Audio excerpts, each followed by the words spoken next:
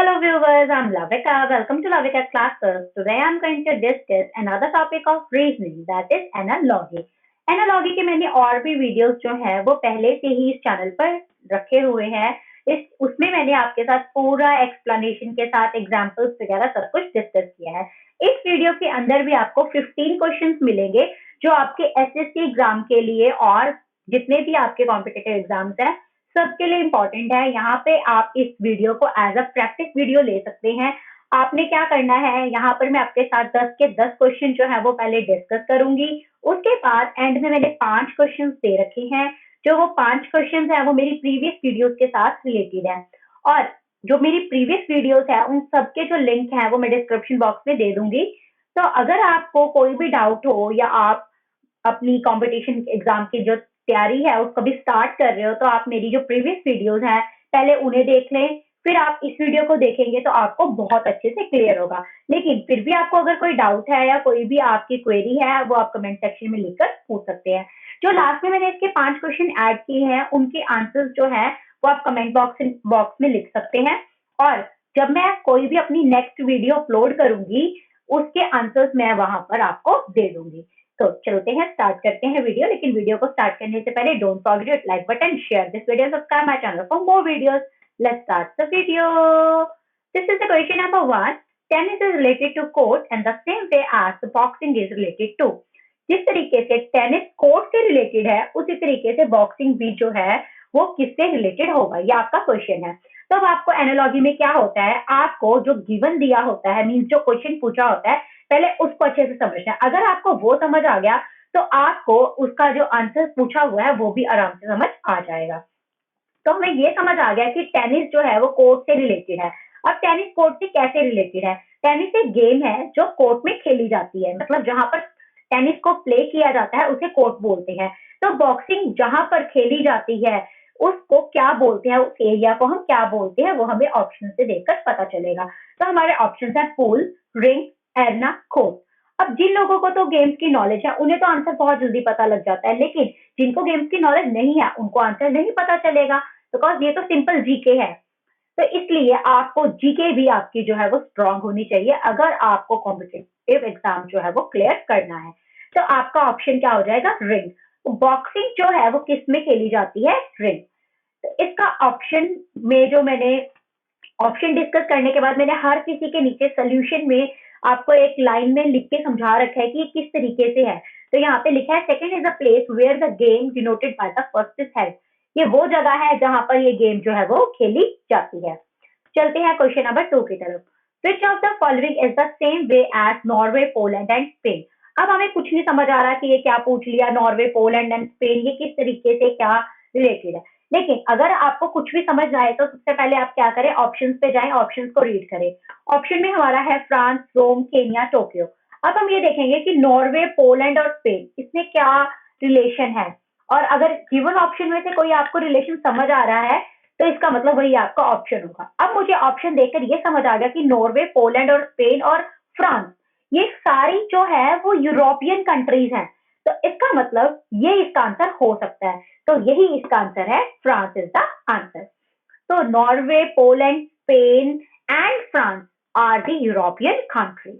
Question number 3। Clue is related to mystery in the same way as warning is related to। जो clue है वो mystery से related है तो warning किससे related होगा? तो clue जो है अगर हमें छोटा सा clue मिल जाए तो हम बड़ी से बड़ी mystery को solve कर देते हैं।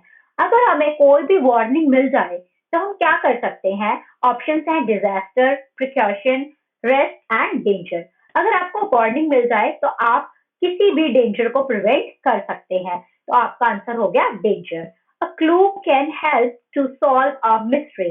एक अगर आपको क्लू मिल जाए आप मिस्ट्री सॉल्व कर सकते हैं। इसी तरीके से अगर आपको वार्निंग मिल जाए तो आप किसी भी डेंजर को प्रिवेंट कर सकते हैं। Question number 4 is starvation is related to nutrition in the same way as exhaustion is related to. अब जैसे स्टारवेशन, जब हमें भूख लगती है तो हमें क्या चाहिए होता है? कुछ खाने को चाहिए होता है, मतलब हमें न्यूट्रिशन चाहिए होता है। जब हम एग्जॉस्ट हो जाते हैं तो हमें क्या चाहिए होती है? एनर्जी चाहिए होती है। तो आपके ऑप्शन है एनर्जी, ब्रेवरी, फ्रेशनेस, करेज। तो यहाँ पर आपको देखो देखते ही पता चल गया। कुछ क्वेश्चंस ऐसे होंगे जिसमें आपको ऑप्शन देखने की भी जरूरत नहीं पड़ेगी, आपको सीधा ही आंसर पता चल जाएगा। कुछ क्वेश्चंस ऐसे होते हैं जो आपको ऑप्शंस देखकर समझ आता है, कुछ आइडिया लगाना पड़ता है, तो आपको ये डिपेंड करता है क्वेश्चन के ऊपर। लेकिन अगर आप क्वेश्चन को ध्यान से पढ़ेंगे तो उसी के अंदर आपको आंसर मिलता है, मीन्स क्वेश्चन के अंदर ही आंसर छुपा होता है, कहने का मतलब ये है। तो इसका आंसर हो गया energy. First denotes the lack of second, मतलब जैसे स्टारवेशन हुई तो हमें न्यूट्रिशन चाहिए, एग्जॉशन हुई तो हमें एनर्जी चाहिए। Question number 5, drama is related to a scene in the same way as a book is related to. अब देखिए, जब हम कोई भी मूवी, टीवी, सीरियल कुछ भी देखते हैं या ड्रामा शो देखते हैं, उसमें क्या आता है, पहले एक सीन आया, फिर दूसरा सीन आया, तीसरा सीन आया। इसी तरीके से जब हम बुक को खोलते हैं तो बुक में क्या आता है, बुक में सबसे पहले नंबर पे क्या होता है, कुछ होता है, क्या होता है, स्टोरी होती है, पेज होता है, क्या होता है। ऑप्शंस के साथ चलते हैं फिर आपको थोड़ा ज्यादा क्लियर होगा। स्टोरी होती है, पेज, चैप्टर एंड ऑथर।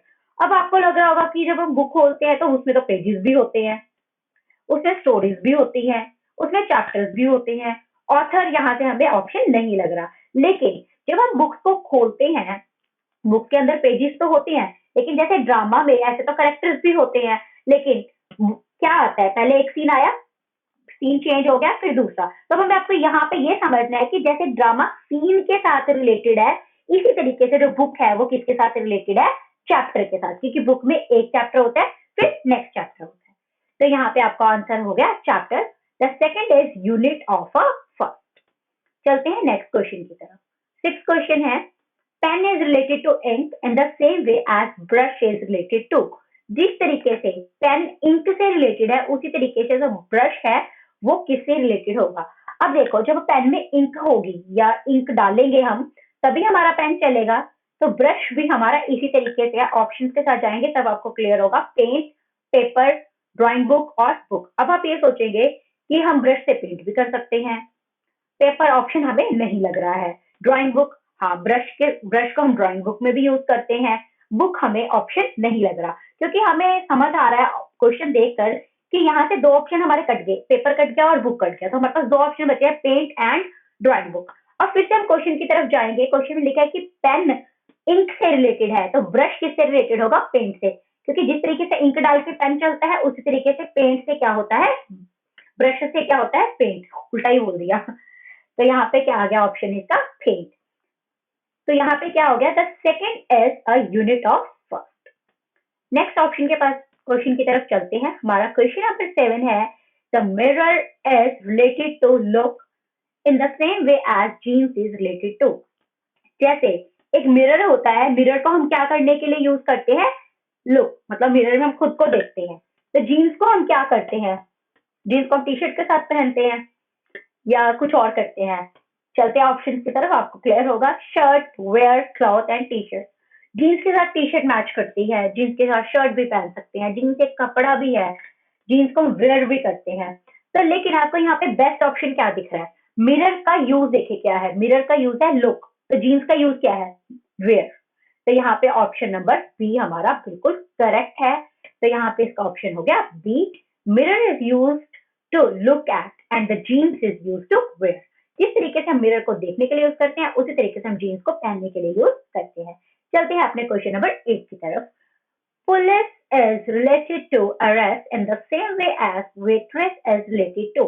जिस तरीके से पुलिस जो है वो अरेस्ट करती है, उसी तरीके से वेट्रेस क्या करती है, वेट्रेस क्या करती है, रेस्टोरेंट में काम करती है, होटल में काम करती है, शादी पार्टी में होती है, क्या होता है।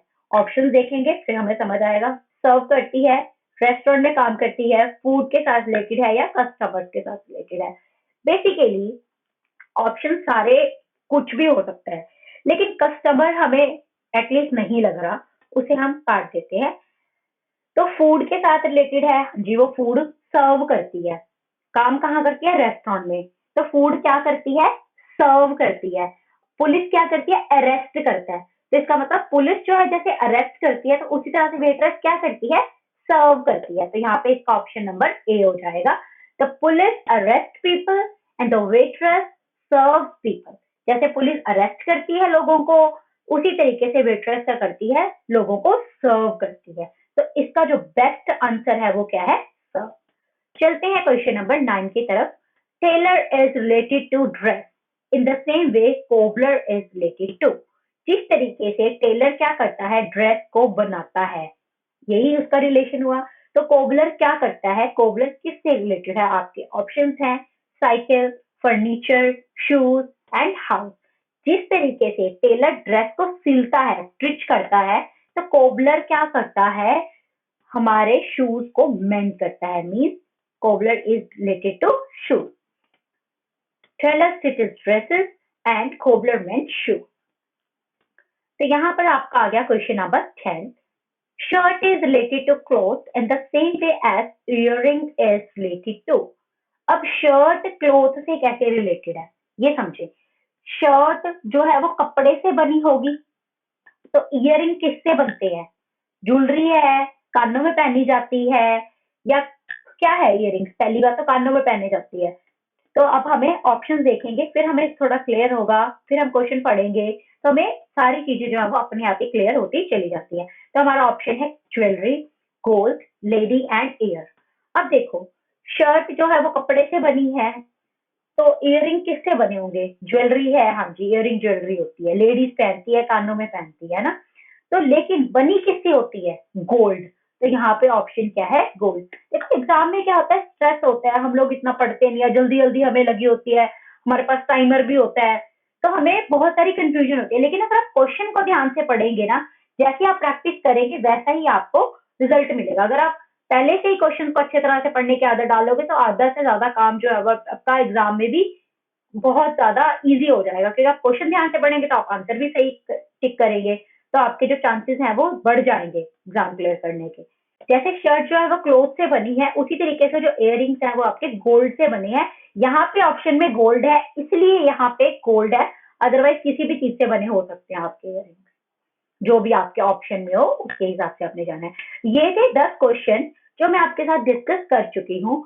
मैंने आपको एक्सप्लेन भी किया, क्वेश्चन भी समझाए, ऑप्शन भी समझाए, और उसके नीचे जो मैंने लाइन लिखी है वो भी मैंने आपको अच्छे से क्लियर कर दिया। लेकिन फिर भी अगर आपको कोई डाउट हो तो आप कमेंट बॉक्स में लिखे, तो मैं आपके उसके आंसर आपको जरूर दूंगी अपनी नेक्स्ट वीडियो में। थोड़े टाइम से मैं वीडियोस नहीं डाल पा रही थी, थोड़ा बिजी था। अभी मैं कोशिश करूंगी कि अब मैं आगे आगे रेगुलर वीडियोस जो है वो डालती रहूं। अब यहाँ पे जो आगे के क्वेश्चन है वो आपको दिखा देती हूँ एक बारी। उनके सबके आंसर्स आपने क्या करने हैं, कमेंट बॉक्स में लिखने हैं। यहाँ पे देखिए क्वेश्चन है 11th कार व्हील, उसके यहाँ पे ऑप्शंस हैं सारे, तो आपने उनके सबके आंसर्स जो है वो कमेंट बॉक्स में लिख देने हैं। ये 12th क्वेश्चन हो गया, 3 लीव्स, यहाँ पे इसके ऑप्शंस आ गए हैं, इसका आंसर भी आपने कमेंट बॉक्स में लिखना है।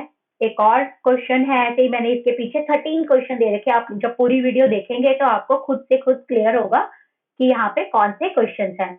मैं जल्दी जल्दी आपको ये क्वेश्चन दिखा रही हूँ, सो दैट कि आपको एक बार पता चल जाए कि वीडियो में है क्या।